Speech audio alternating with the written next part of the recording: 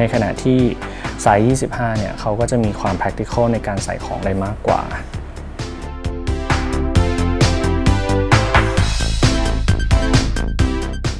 ใส่แค่ essential อย่างเช่นกระเป๋าสตางค์หรือจะมีกระเป๋าเครื่องสำอางเล็กๆอะไรเงี้ย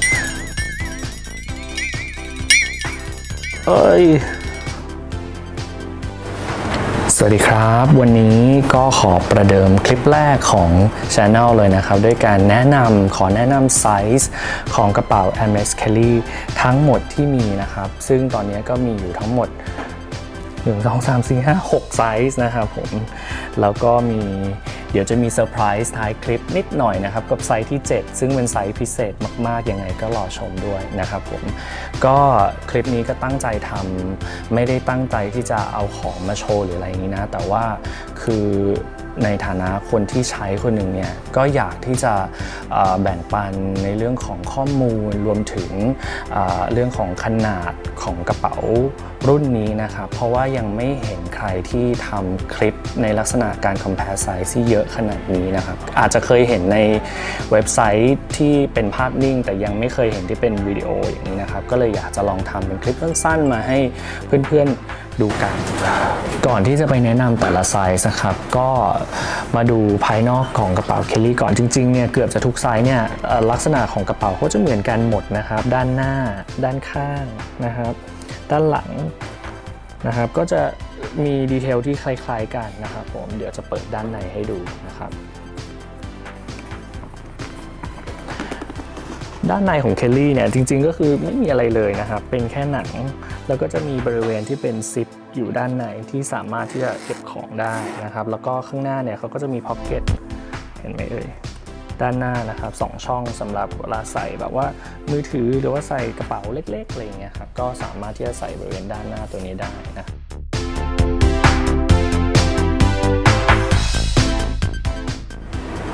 มาถึงกระเป๋าเคลลี่ไซส์ยอดนิยมของผู้หญิงสาวๆไทยหรือว่าเอเชียเลยนะครับผมก็คือไซส์28ใบนี้นั่นเองครับ28ก็คือความกว้างของฐานตั้งแต่ฝั่งนี้จนไปถึงฝั่งนี้นะครับ28เซนอันนี้เป็นด้านหน้าด้านข้างนะครับผมแล้วก็ด้านหลังตรงก้นเองก็จะมีหมุดเพื่อรองฐานกระเป๋า4อันเหมือนกันในทุกๆรุ่นเลยนะครับผมแล้วก็รุ่นนี้จะเป็นรุ่นเซเลียนะครับก็คือรุ่นเย็บนอกก็จะเห็นการรอยเย็บนะครับอยู่จากด้านนอกเลยนะครับถามว่าไซส์นี้ใส่อะไรได้บ้างก็บอกได้ว่าไซส์นี้เป็นไซส์ที่ practical สำหรับผู้หญิงทุกคนนะครับสามารถใส่กระเป๋าตังค์ใบยาว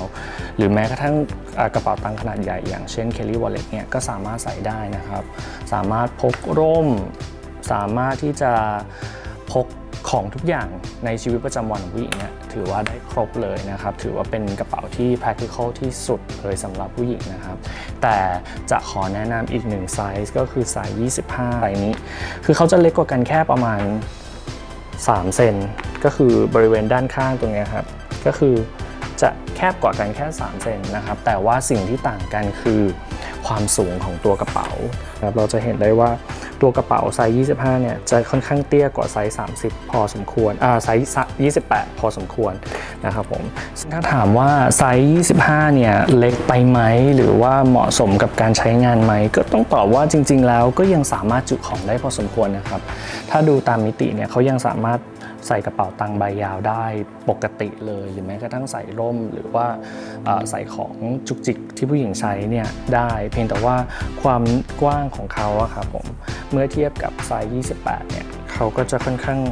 แคบลงมานะครับผมดังนั้นการจุความหนาของสิ่งของเนี่ยก็จะลดลงนะครับผมถ้าใส่แค่ essential อย่างเช่นกระเป๋าสตางค์หรือจะมีกระเป๋าเครื่องสำอางเล็กๆอะไรเงี้ยขอมาอีกรอบนะครับเมื่อกี้เจ้านายมารบกวนการถ่ายทำเพราะฉะนั้นขออีกรอบนึงก็คือไซส์25นะครับก็คือเขาจะค่อนข้างแคบมากเมื่อเทียบกับไซส์28นะครับก็พอสมควรจริงๆถ้าใส่ของที่ค่อนข้างจำเป็นของผู้หญิงอย่างเช่นกระเป๋าสตางค์หรือว่าจะมีเครื่องสำอางลิปสติกหรือแป้งสักแบบชิ้น2ชิ้นเนี้ยโอเคใช้ได้ไม่มีปัญหานะครับแต่เมื่อที่จะต้องใช้ของเยอะขึ้นหรือต้องเก็บของเยอะขึ้นหน่อยเนี่ยก็คิดว่าไซส์28เป็นไซส์ที่เหมาะสมมากกว่านะครับผมแล้วก็อีกเรื่องหนึ่งก็คือว่า ไซส์25ครับเป็นไซส์ที่หูเขาเนี่ยค่อนข้างที่จะเล็กมากนะครับก็คือถ้ามือผู้หญิงแบบใหญ่ๆหน่อยเนี่ยบางทีจะไม่เข้าตรงนี้นะครับถ้าเนื้อเยอะๆหน่อยแต่ว่าไซส์28เนี่ยบริเวณหูเนี่ยเขาจะค่อนข้างที่จะมีพื้นที่เยอะกว่าแล้วก็สามารถคล้องแขนได้ง่ายแล้วก็สบายกว่านะครับผมอันนี้ก็เป็น2ไซส์ให้เทียบกันดูส่วนกระเป๋าเคลลี่อีกไซส์หนึ่งนะครับที่เรียกได้ว่าตอนนี้ฮิตติดลมบนมากเลยสำหรับสาวๆแล้วก็คือเจ้าใบนี้เลยเคลลี่มินินั่นเองนะครับผมหรือว่าถ้าเทียบไซส์เนี่ยเขาก็เรียกกันว่าเคลลี่ไซส์20นั่นเองนะครับผมไซส์20เนี่ยถือว่าเป็นไซส์ที่เล็กมากเลยนะครับแล้วก็ต้องบอกเลยว่าถ้าจะใช้ไซส์นี้นะครับผมก็ต้องทำใจเลยว่าสุภาพสตรีที่ชอบใช้กระเป๋าสตางค์แบบแนวยาวนะครับผมก็จะไม่สามารถที่จะใช้งานได้ใส่ลงไปในกระเป๋าใบนี้เพราะว่านี่คือกระเป๋าตังค์มันเลยมันเลยกระเป๋าหรือว่าแม้กระทั่งกระเป๋าตังค์เบียร์นะครับซึ่งเล็กลงมาหน่อยเนี่ยก็ยังเลยอยู่นะครับไม่สามารถที่จะใส่ได้เลยเพราะฉะนั้นเนี่ยถ้าใครที่จะใช้กระเป๋าใบนี้เราต้องการพกเงินนิดหน่อยอะไรเงี้ยครับต้องแนะนำเป็นกระเป๋าสตางค์ที่เป็นใบเล็กคือเป็นแบบพกเป็นเหมือนการ์ดเคสนะครับหรือว่าถ้าเป็น compact wallet เนี้ยสามารถที่จะใส่ได้นะครับผมเพราะว่าเขามีขนาดที่เล็กแล้วก็บางพอที่จะใส่เข้าไปในเคลลี่มินิใบนี้ได้นะครับผมถ้าเราซูมไปดูที่บริเวณฮาร์ดแวร์นะครับก็จะเห็นได้ว่าขนาดของฮาร์ดแวร์จะค่อนข้างเล็กมากเมื่อเทียบกับไซส์พี่ๆที่ใหญ่กว่านะครับผมก็ให้มันเหมาะสมไปตามสัดส่วนของขนาดของกระเป๋านั่นเองนะครับผมแต่ถ้าไม่นับขนาดของฮาร์ดแวร์เนี่ยถ้าดูตัวกระเป๋าเนี่ยจริงๆแล้วดีเทลทั้งหมดเหมือนกันเลยนะครับระหว่างไซส์ใหญ่กับไซส์เล็กเนี่ยเขาแค่ย่อส่วนของทุกสิ่งทุกอย่างเนี่ยลงมานะครับผมแล้วก็อีกอย่างหนึ่งก็คือในไซส์เล็กอย่างนี้นะครับผมมินิเนี่ยเขาจะไม่ทำการเย็บแบบเย็บด้านในนะครับเขาจะเย็บแต่เย็บนอกอย่างเดียวเพราะฉะนั้นหนังที่เราจะเห็นในกระเป๋าเคลลี่มินิเนี่ยก็จะมีไม่กี่หนังนะครับส่วนใหญ่ก็จะเห็นแค่เอฟซัมนี่แหละกับเชฟเร่บ้างนะครับผมเล็กมากเลยหูเนี่ยก็ไม่สามารถที่จะสอดมือเข้าไปได้นะครับได้แค่จับด้วยนิ้วนี่แหละถึงแม้กระทั่งมือผู้หญิงก็ไม่สามารถที่จะใส่ได้นะครับผมตัวไซส์มินิเนี่ยเขาจะมาพร้อมกับสายสะพายนะครับผมเขาก็จะมีสายสะพายคล้องบริเวณข้างๆหูเนี่ยเพื่อสะพายเป็นกระเป๋าแบบว่า shoulder bag ได้นี่ก็จะมีความน่ารักแล้วก็ยังกำลังอยู่ในความนิยมของเทรนด์ในช่วงปี2ปีนี้ที่ว่าคนฮิตใช้กระเป๋าไซส์เล็กๆหรือว่า micro bags กันนั่นเองนะครับผมจะ compare ไซส์มินินะครับแล้วก็ไซส์พี่ของเขาก็คือ25ให้ดูนะครับว่าขนาดจริงๆก็จะห่างกันประมาณ5เซนนะครับผมแล้วก็ด้านข้างเองก็ไซส์25เนี่ยก็จะกว้างขึ้นมาเกือบจะเท่าตัวเลยนะครับอีกเรื่องหนึ่งนะครับก็คือไซส์20เนี่ยหรือว่าเคลลี่มินิเนี่ยเขาจะมีอุปกรณ์มาก็คือแค่ตัวกระเป๋าแล้วก็จะมีแค่สายนะครับเขาจะไม่มีตัวล็อกหรือว่าแม่กุญแจแบบรุ่นอื่นๆทั้งหมดนะครับอย่างไซส์25เนี่ยเราจะเห็นได้ว่าเขาก็จะมีครบเลยก็คือตัวลูกกุญแจแม่กุญแจนะครับผมแล้วก็พร้อมสายสะพายด้วยอันนี้ก็จะเทียบให้เห็นระหว่างไซส์จิ๋วนะครับมินิเคลลี่ไซส์20ไซส์25แล้วก็ไซส์28นะครับผมก็ให้ดูความต่างกันระหว่างไซส์ทั้งความกว้างของกระเป๋าแล้วก็ความสูงของกระเป๋านะครับผมจริงๆแล้วเนี่ยจะยังมีอีกไซส์หนึ่งนะครับคือไซส์32แต่ว่าตอนนี้คือไม่มีอยู่ที่นี่ก็คงต้องหาโอกาสนั่นเองแต่ว่าไซส์32เนี่ยก็จะใหญ่กว่าไซส์28ตรงนี้อีกหน่อยหนึ่งนะครับไม่ได้ขนาดจะไม่ได้ต่างกันเยอะมากเดี๋ยวเอกจะcompare ระหว่างไซส์28กับไซส์35ให้ดูว่าจริงๆแล้วต่างกันนิดเดียว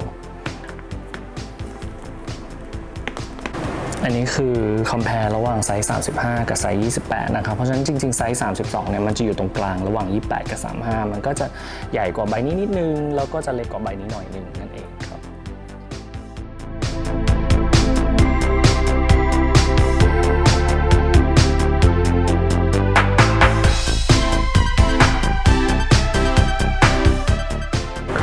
สำหรับใบแรกนะครับที่เอกจะนำเสนอในไซส์ของผู้ชายนะครับผมก็คือไซส์35นั่นเองนะครับซึ่งจะเห็นได้ว่ามีความใหญ่กว่าไซส์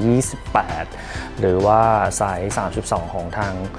ที่เอกแนะนำของผู้หญิงไปพอสมควรนะครับอันนี้ด้านข้างนะครับผม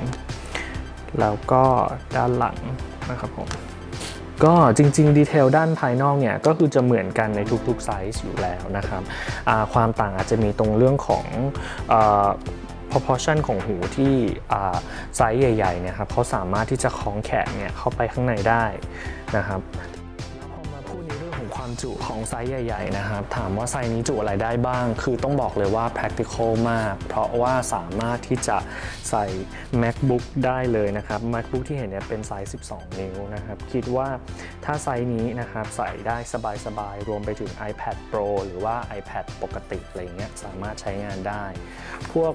ล่มกระเป๋าสตางค์ใบยาวใบเหรียญอะไรอย่างเงี้ยครับทุกอย่างสามารถใส่ได้หมดเลยไซส์นี้จะไม่มีปัญหาเลยอันนี้แถมให้นิดนึงนะครับว่าใบนี้จริงๆถ้าสังเกตที่บริเวณหนังที่ของตัวกระเป๋าครับจะเห็นได้ว่ามันค่อนข้างที่จะสมบุกสมบันอยู่นะแต่ทำไมบริเวณฮาร์ดแวร์นะครับจะเห็นได้ว่าทำไมฮาร์ดแวร์ยังมีความเงางามอยู่ตรงนี้ก็เพราะว่าเอกเนี่ยได้นำกระเป๋าใบนี้นะครับไปเข้าสปาแล้วก็ไปเปลี่ยนอะไหล่ที่ปารีสนะครับซึ่งตรงนี้เขาก็จะมีบริการให้กับลูกค้า Hermes ทุกคนนะครับก็ใช้เวลาประมาณหนึ่งเนาะประมาณ 3-6 เดือนก็แล้วแต่คิวงานของเขาซึ่งก็จะสามารถเปลี่ยนไอ้ตัวฮาร์ดแวร์ตรงนี้ครับให้เหมือนใหม่ได้เลยนะครับซึ่งตรงนี้ก็เป็นอะไรที่เขาสามารถที่จะทำได้เพราะเขาเป็นผู้ผลิตโดยตรงอยู่แล้วนะครับที่ไปเปลี่ยนเนี่ยสังเกตว่าจริงๆถ้าดูดีๆเนี่ยที่เปลี่ยนไม่ใช่แค่ฮาร์ดแวร์นะครับแต่เปลี่ยนทั้งสายคาดตรงนี้เลยเพราะฉะนั้นสายคาดตรงนี้ก็จะยังดูค่อนข้างใหม่นะครับแล้วก็ตรงบริเวณฝีเข็มก็จะเห็นว่าได้ก็ยังจะดูใหม่ๆอยู่หนังก็จะดูเงากว่าบริเวณอื่นนิดนึงนะครับตรงนี้รวมไปถึงตรงบริเวณหูกระเป๋าตรงที่เกี่ยวหูที่เกี่ยวสายสะพายนะครับแล้วก็ตรงหูกระเป๋าตรงนี้ใบเดิมทีรุ่นนี้มันจะเป็นใบวินเทจนะครับซึ่งเขาจะมีแค่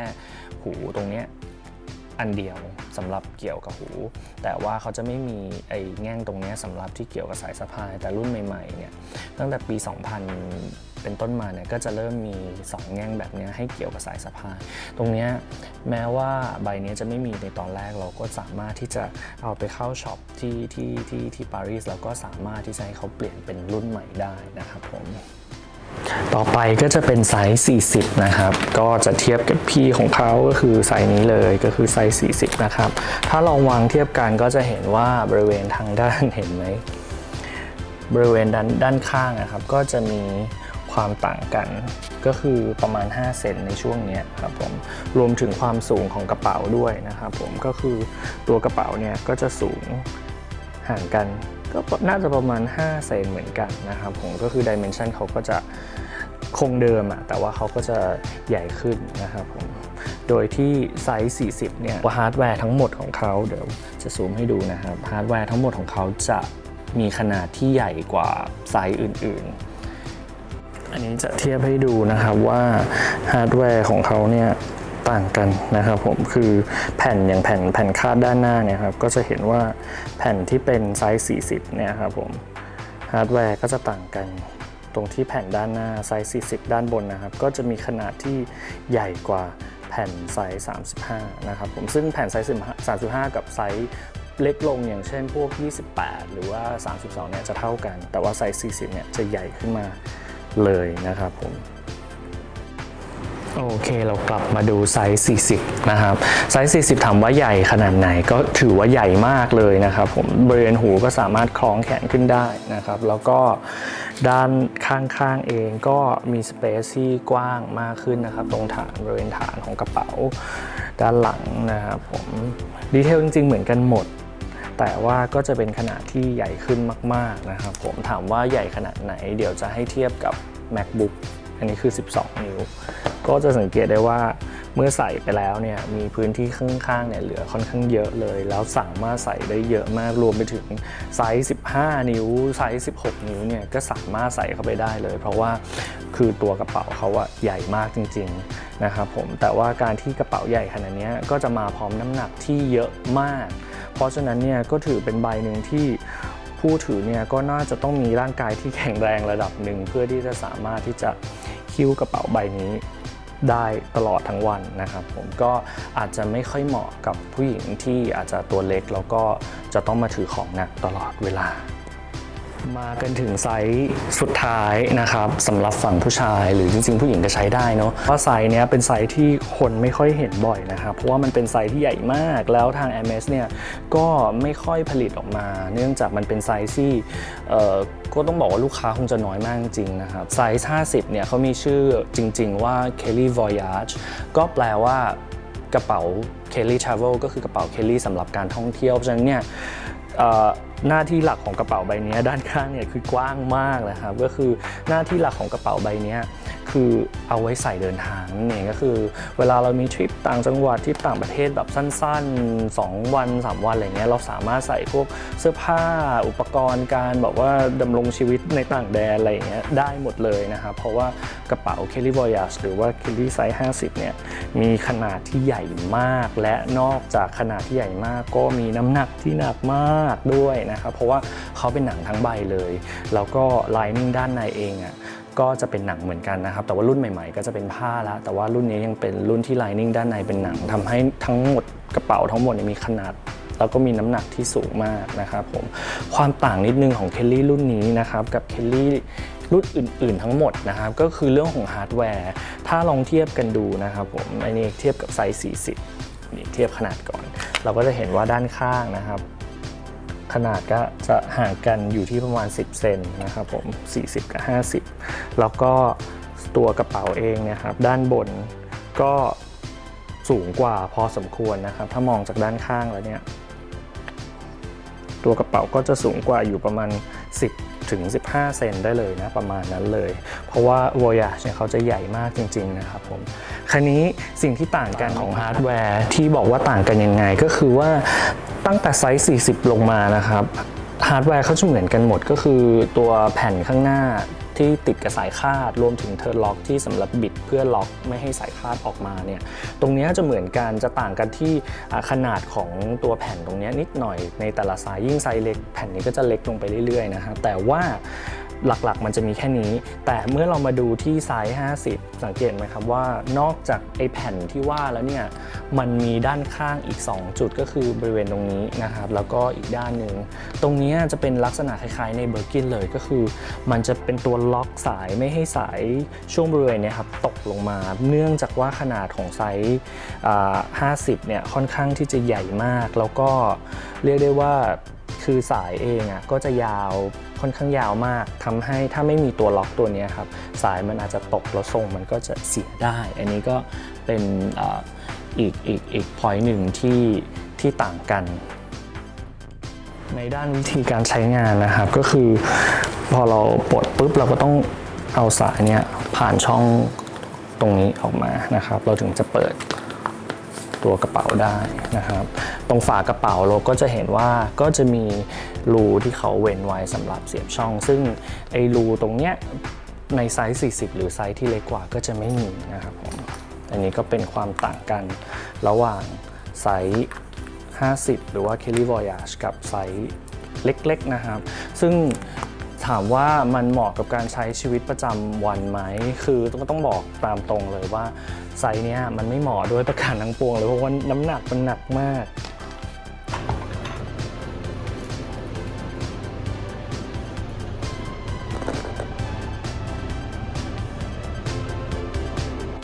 อันนี้ก็จะเป็นการเทียบให้ดูนะครับระหว่างกระเป๋า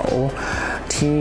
เหมาะสำหรับผู้ชายทั้ง3ไซส์นะครับก็คือเริ่มจากไซส์35 40แล้วก็50นะครับ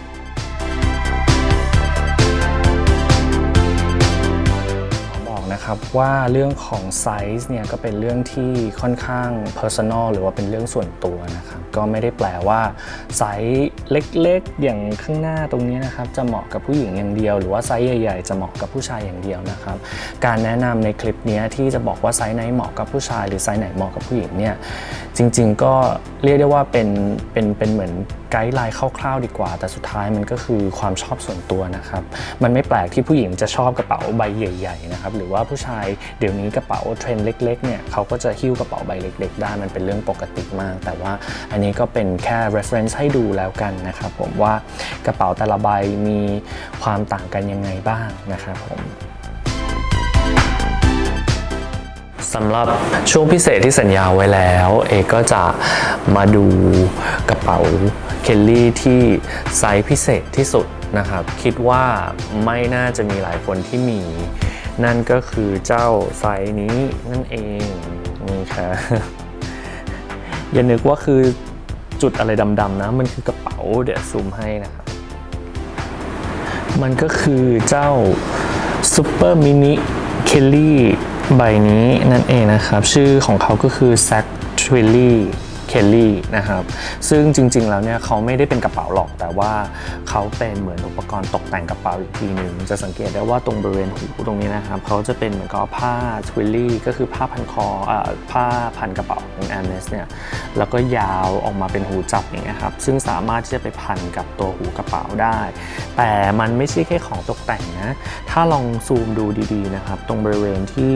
เป็นตัวล็อกอะเราสามารถที่จะบิดตัวล็อกอะแล้วเราก็สามารถที่จะแกะไอตัวสายคาดเนี่ยออกมาได้เราก็เปิดกระเป๋าได้โอ้โหเฟี้ยวมากดูก็คือสามารถที่จะแบบว่าใช้งานได้จริงนะครับ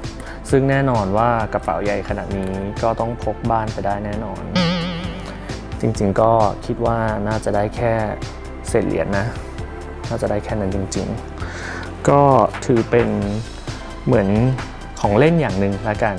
เดี๋ยวจะให้ลองเทียบไซส์ดูนะครับระหว่างไอ้เจ้าจิ๋วใบนี้กับพี่ใหญ่ของมันอันนี้ก็คือที่จะให้เทียบพี่ใหญ่กับน้องจิ๋วนะครับสังเกตได้ว่าคนละเรื่องกันเลย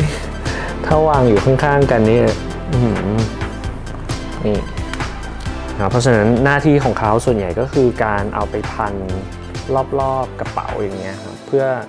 ให้เป็นแบบอ็อกเซสซอรี่น่ารักอย่างเงี้ยครับไปกับกระเป๋าแล้วก็อาจจะพกเศษเหรียญติดตัวเอาไว้นิดนึงได้เป็นกระเป๋าใส่เศษเหรียญเนี้ยพอทำได้แต่ถ้านอกเหนือจากนั้นเนี่ยคิดว่าไม่สามารถที่จะใช้งานได้จริงแล้ว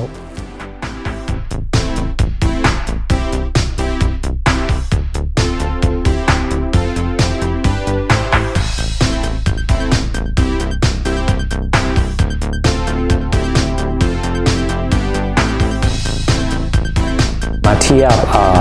กระเป๋าเคลลี่2รุ่นก็คือเคลลี่รุ่น Return ก็คือสีเข็มนะครับจะถูกเย็บไว้ด้านนอกเพราะฉะนั้นถ้าเราซูมกล้องด้านหลังเนี่ยเราก็จะเห็นแบบว่าการเย็บของเขาการเย็บแบบนี้เรียกว่าเซเลียตัวกระเป๋าเนี่ยครับก็หนาเท่ากันนะครับผมแต่ว่าสิ่งที่ต่างกันก็คือ Hermes จะเลือกใช้หนังบางที่ต้องบอกว่าดีเทลเขาเหมือนกันทุกอย่าง